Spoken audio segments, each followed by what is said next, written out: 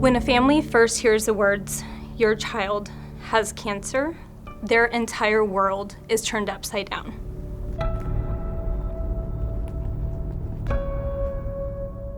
When Braeson was 9 months old, we kind of started noticing a bunch of changes with Braeson. He started losing his balance and wasn't wanting to eat. So I took him into his pediatrician, and that's when they told us that his head growth was completely off the charts, and they referred us to a neurologist. Originally, when we went in and found out his fluids were backing up in his brain, and they're like, "Oh, it's an easy fix, all this. It happens a lot." And we did an MRI, and they found a tumor on his brainstem, and then they did surgery that Monday morning. And then he was asleep for like 3 weeks.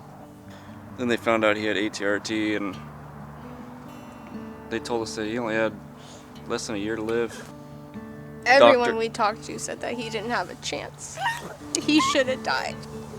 His oncologist reached out to an ATRT specialist in Toronto, Canada, and got her idea of what we should do when she had a protocol that she had been working with, and it's called the Sick Kids Protocol, which involved 3 intense rounds of induction chemo at UC Davis, and then we traveled down to San Francisco and did 3 more induction intense rounds of chemo, but those ones were with stem cell rescue. We had a meeting with the doctors to tell us kind of what to expect as Braeson's life was to go on, and they told us that his whole left side would basically be paralyzed. He would have left side weakness. He'd be blind and deaf on the left side. He wouldn't have any strength in his left leg, but he's been the complete opposite. Now he is left side dominant, and I think that's a little bit of our fault because we worked that left side. We didn't want him to have deficits, so we worked that left side a lot, and now he's left side dominant. But he's a strong kid all around. He has his setbacks, but you'd never be able to tell. The first time that we heard about Keaton's and the first time that we met them, a social worker at UC Davis, what was really important about that was that they didn't just focus on the child with cancer. They focused on the entire family.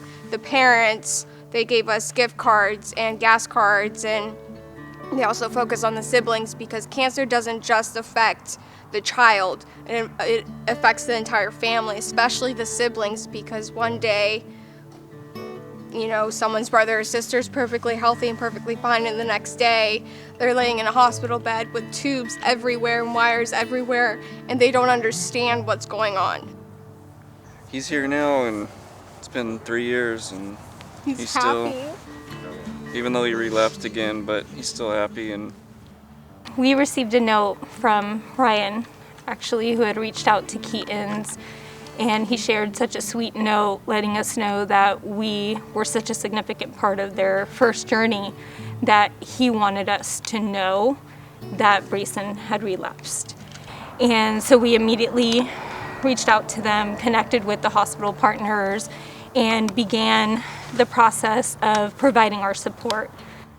This time when Braeson relapsed with COVID, it was just Ryan and I. That's it. Our family couldn't even come in the hospital and wait in the waiting room. It was just Ryan and I by ourselves. And not being able to have the people that were there for you the most last time, and having all of those thoughts of what happened last time and wondering if that's going to happen again, and not having your family to lean on and go back to and hug, it was really difficult.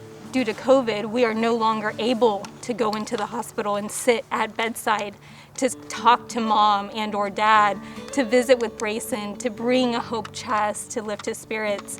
So a lot of our interactions have to be from outside the hospital in the parking lot, or being able to come and deliver a hope chest to their home. And so we've been so blessed to Braeson and his wonderful parents for allowing us to still be a part of their journey, even from afar. Being able to know Braeson is just such a blessing and an honor for our team and for Keaton's. We know that without all of our supporters, we don't know where we would have been, and so this time we wanted to include everyone else, and it's not just about us because it's about our supporters as well. And so we made shirts of Together We Fight, because it's not a fight alone. You can't do it by yourself. You need your village, you need your team. And so we wanted to kind of include all of them in this journey with us.